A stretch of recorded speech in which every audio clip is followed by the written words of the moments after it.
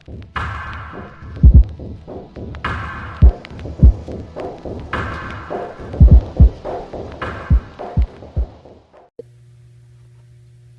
y'all. Okay, so this video is a little different. This video idea is not just for what I'm going to do it on, but for people who I was thinking you was going to get into tags. Now, say you're somebody who has a business and you saw my video where I had showed you my dies. You can either use a manual cutter, a digital cutter, or use just scissors and make tags and apply them to your crafts to like liven up your work when you sell it to people.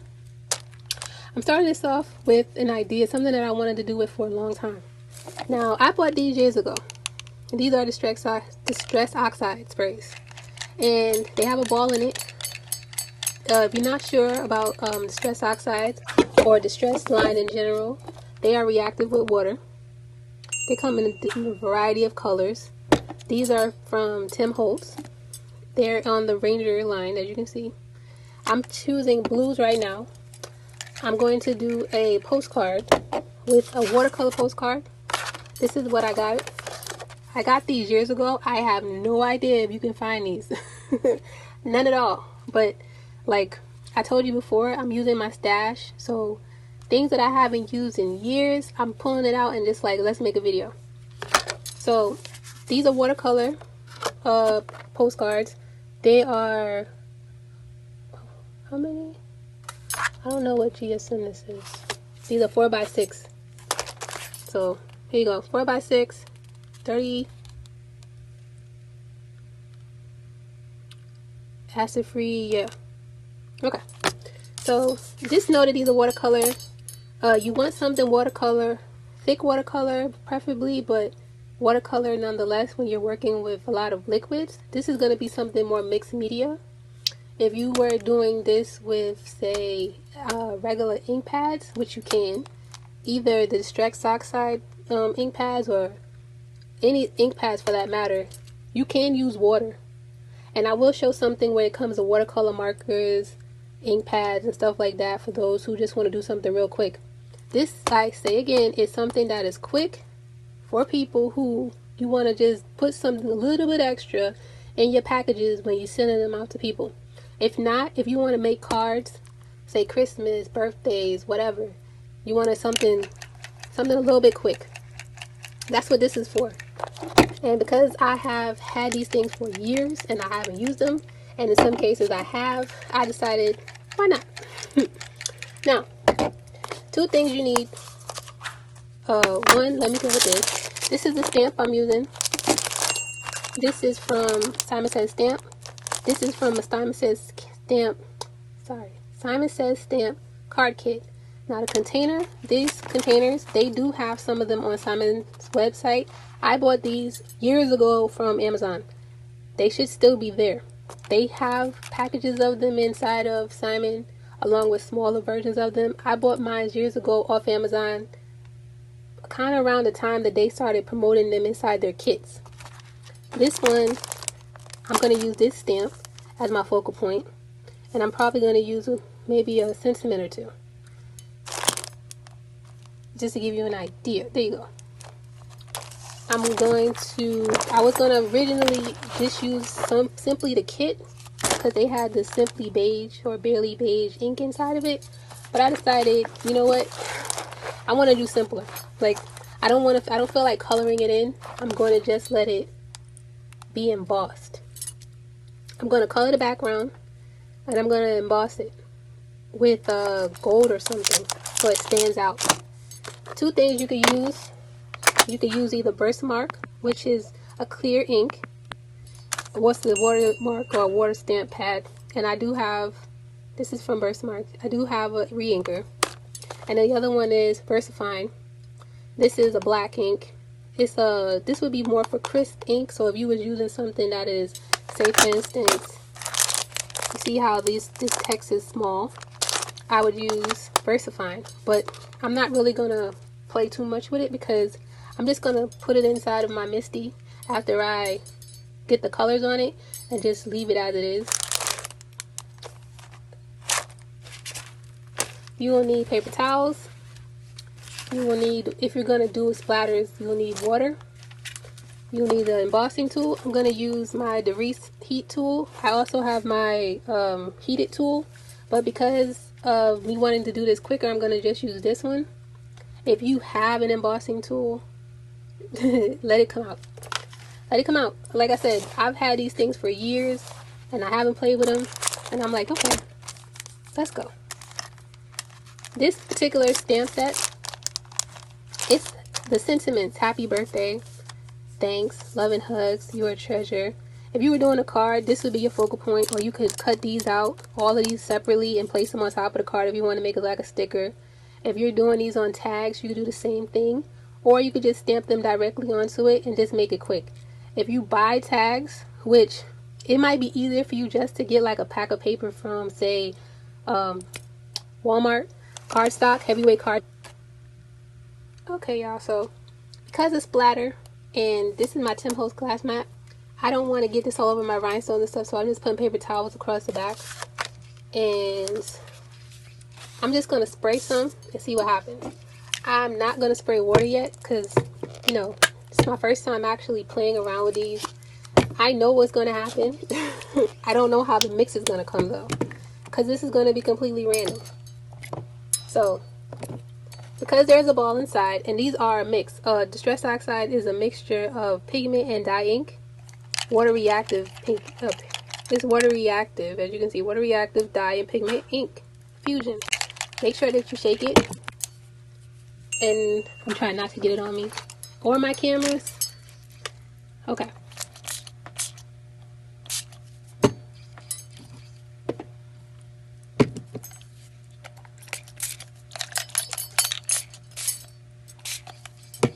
And any ink that's left over, you can use it, so it doesn't have to go anywhere, go to waste. Now, you wanna, let me get my heated tool. I am drying it in between layers so I can pick up that extra ink, giving it a quick dry. And as I let it sit, I'm gonna grab that ink that's on the bottom. Any ink that's left over, you can wet it and then pick that up later. So you can see that it's separating now on my mat, but it's drying on top of the cardstock. And you can see that the blend that I put down with all three colors is coming through on the watercolor card. So this will get messy. You can use gloves. You should use gloves.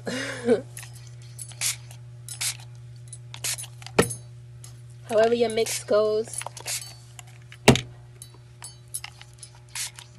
One thing that you can do as well is get two of them. Let them kiss each other and put that ink on another one so it doesn't go to waste. Because I'm doing a layered thing and I'm wanting to give this a little bit more depth, because I'm not really doing much.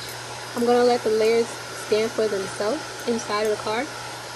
Oh, sorry, on top of the card. And then when I put the embossing, that's going to be another layer, because I'm not going to have it layered in terms of multiple layers. I wanted to give it a look like it is multiple layers, just because I've mixed everything together. And you can use a heated tool to do embossing, but it takes longer. This is more something that you would use for, say, art, heating your journals, heating cards, anything that is not like, it doesn't have to have an extreme heat, you would use with your heated tool. And because I'm just going to grab some of it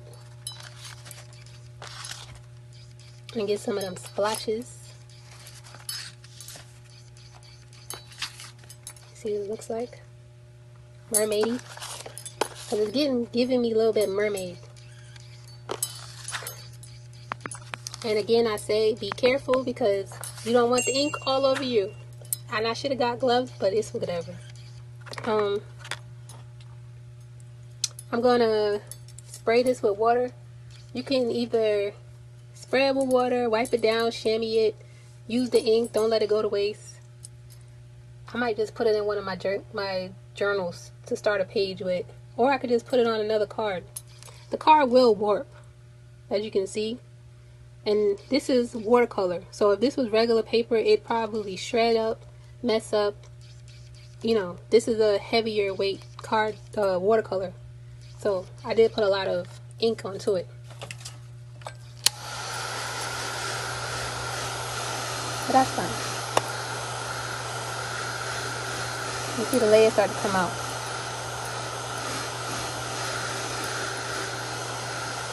And the heat that I feel coming off of the card, it is bouncing back off me and it's heating the ink that's on the mat. And that's fine. Let me get my water and stuff. I got my water bottle. And what I'm going to do is, where did I put those cards? Okay, I see them. I'm going to pull another card, because I could get 2 for 1 with this ink, and I can always just spray more ink down. I actually could have put down a paper towel so I wouldn't have to clean up so much, but it's fine. This is a Crafty Chat, so I'm not, you know, Crafty Chats are demos. I just talk and I show you something. I'm not cutting out a whole bunch of stuff. I don't need to, because I don't want to edit that much. So yeah. So spray it with water, which is why I said you don't have to let the ink go to waste. I'll take this other card.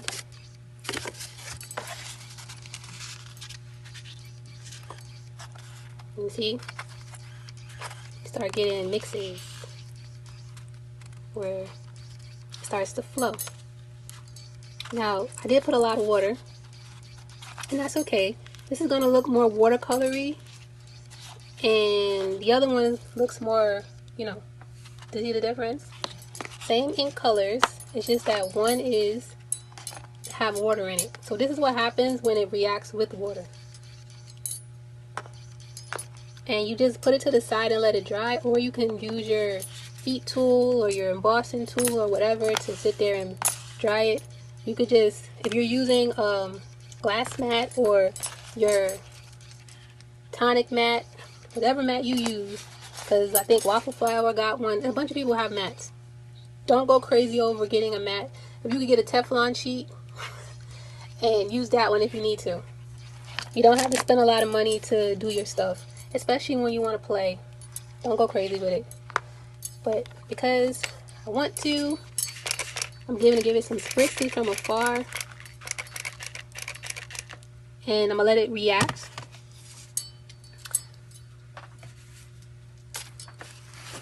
You let it sit for a couple of seconds. You take your paper towel and you just press and pick up all that extra ink. And then you let this dry. And it won't look the same way. As you can see now, it's reacting. So the one that I did that's pure ink, the one that I did that's a mixture, and you see the difference.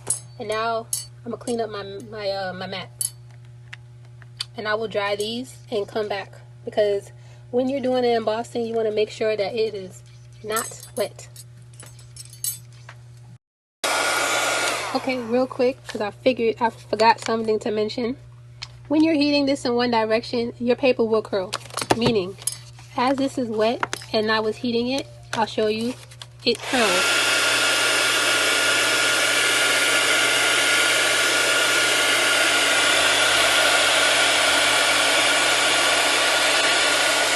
Now, as that happens, flip it over and heat it on the opposite side. Oh, come on.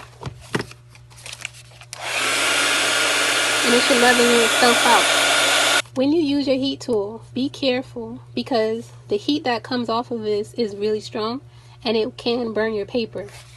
Don't get too close and stay moving consistently at a consistent pace. So you can feel inside how damp the paper is. Just keep using your heat tool and dry off. And as you see, if it turns one way, if it curls towards you, because the water is, you're drying it out in one direction, turn it over and heat it in the other direction. so that it doesn't stay in that position. See how it's turning on me now?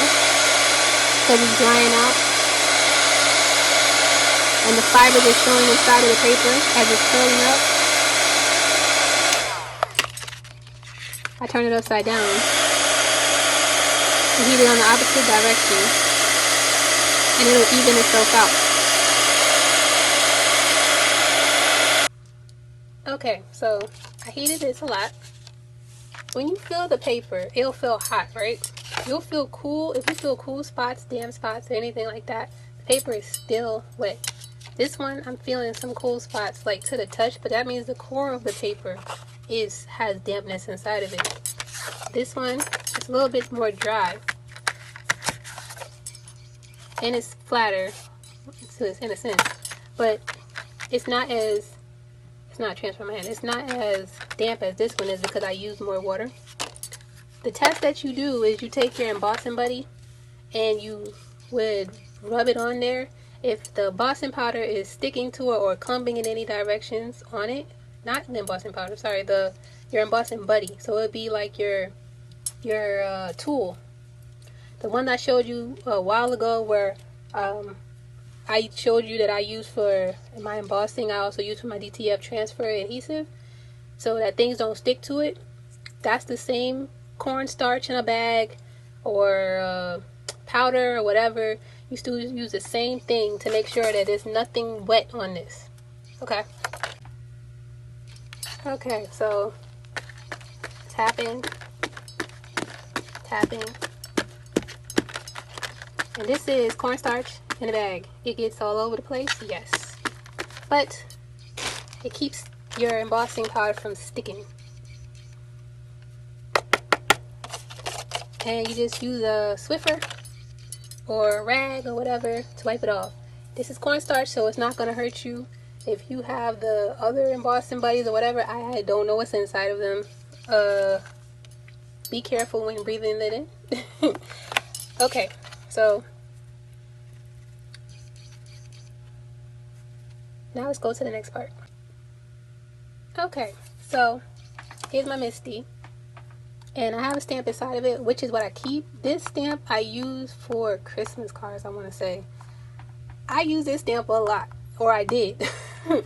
It's my Misty corners inside of it. This is for my placements on my cards.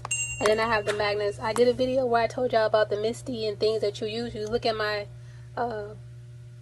playlist for tools, I want to say. I think this would be stamping. Yeah, this would be on the stamping. So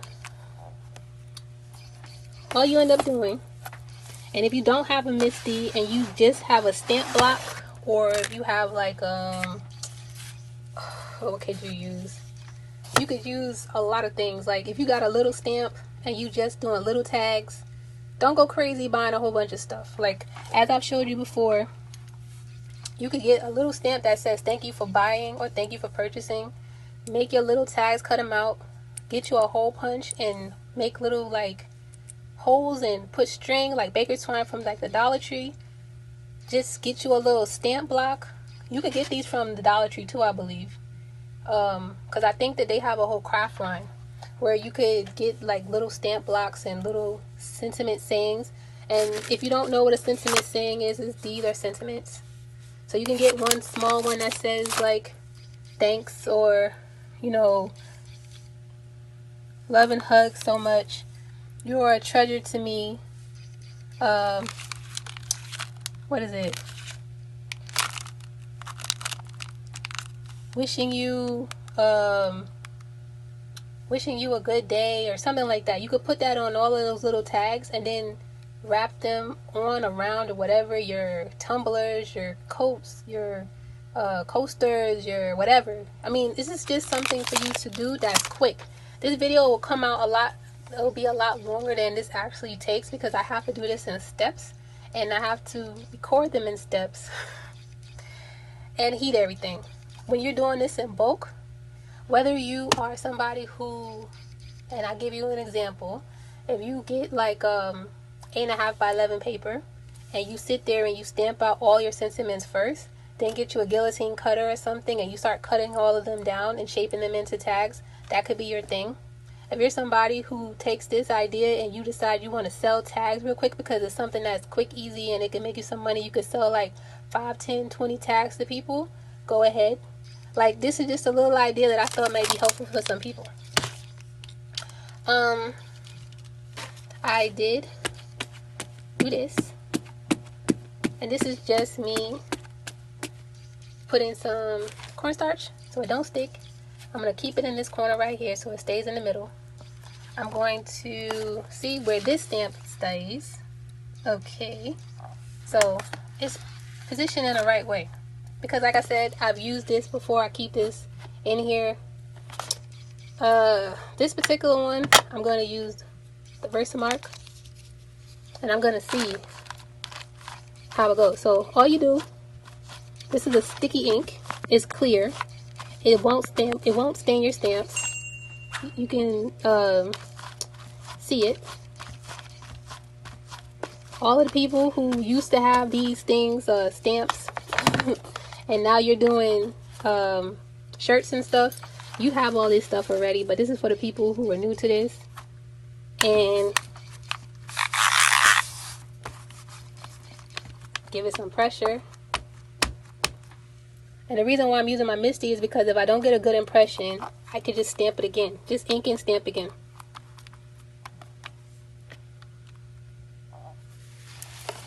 See, I have a couple of spots that I missed. So I just take my ink pad. Okay, so you see I have some missing spots that my ink pad didn't get a good impression for. Because it's in the same position, because I'm using my Misty, I'm just inking it up again. It's still in the same position. Closing it. And this time, I think I'm going to use hair towel to give me some more, help me with more pressure.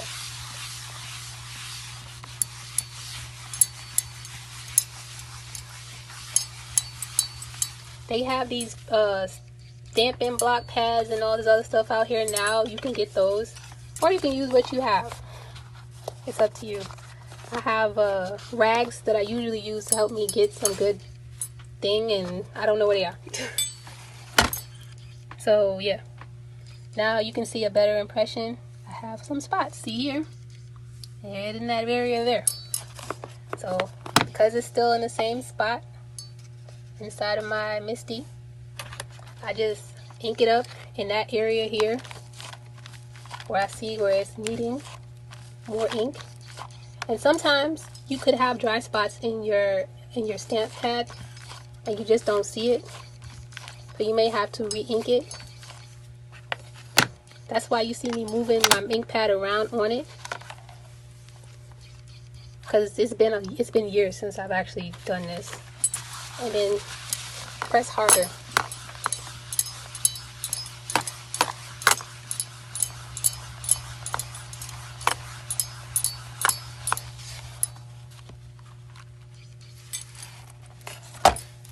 And I'm good on this one. As you can see, I made the lines a lot bolder. So, next part. If you don't have coffee filters, just take a piece of paper and fold it in half so it's a catch-all. This has been used before, and that's what this is, okay. I'm going to use coffee filters to get the catch-all that's left over from the embossing powder after I apply it on top, to catch all the little remnants of this black embossing powder, because I don't want it to get all over everywhere. This is from Recollections. It's a detail embossing powder. It means it's a finer detail. Well, actually, this is detail, but it have a smaller grade, which is a finer detail embossing powder. This is in black. You have different versions of embossing powder. You can see that video that I did with embossing powder. All you're going to do while it's wet, and it looks like this, you want to be sprinkling. Sprinkle it. And be careful, because you don't want this to get everywhere. It's fine though if it does get like on top of your coffee filters, because that's what it's for. And because you embodied it, or I should say you used your tool, there should be no extra spaces or extra when you tap it off, and it should look detailed. See? So because I made sure that this was dry, because I did use my tool, you don't see that much extra, except for like in this part over here where it might have some wet spots, but I'm gonna tap that from the bottom to get that to come off. Because I'm doing this one-handed and recording it with the other hand, this is harder than it has to be. When you're doing this and you're just like rolling through, this will not be this hard. Okay, I'm gonna attempt to do this with this emboss it with one hand. Now I'm going to do this quickly. Usually you would use two hands, so let's hope this works. Okay, I'm going from one side to the other, I'm looking at the thing itself, and I'm gonna try to catch it on camera. And I have another camera on the side as I'm trying to see if hopefully I can grab this. Okay.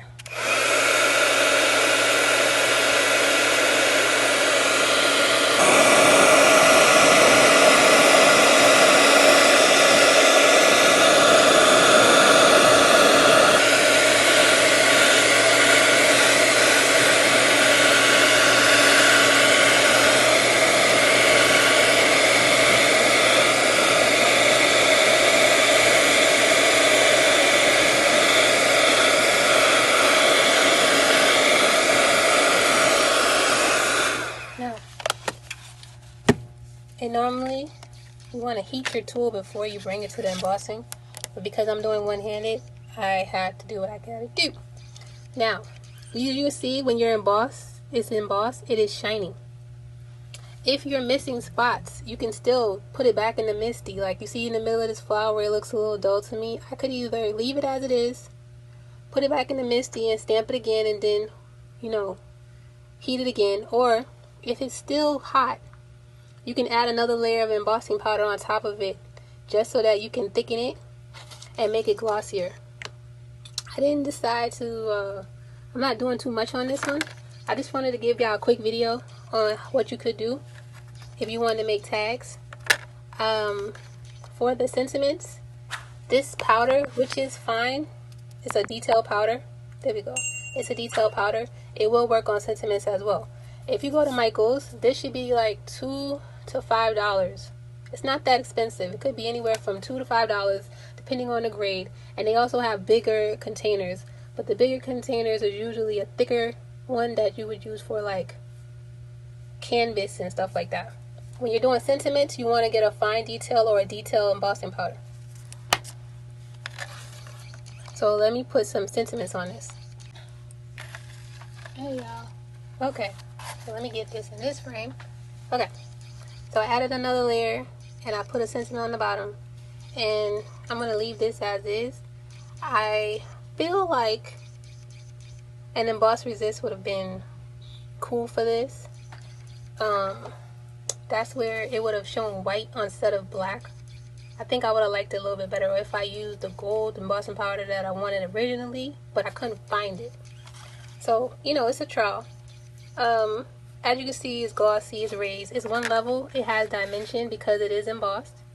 It has, the background is not standing out because I just used like the oxides. For this one, it is warped, but it is drying. It's still wet in its core. If I want to sit and heat it, I'll do another one on top of it, but I could just leave this on the side and use it later. I'd end up doing that when you have leftover. Don't throw them away, just put them on the side and use it for something later. Something like this, like I said, you could cut it up into tags. You can use it as, like make postcards with them, send them to people. You could do it for any occasion, birthday cards, get them out of the way, do them for your business. All these is ideas that y'all can do that's really quick and stuff. And as you can see, this detail powder this looks like a lot of powder was used, but in reality it's just a lot of really thin granules. When you put it back, this is going to look pretty much full because it doesn't take much for you to be able to do this. So I hope this video helped you, and later y'all.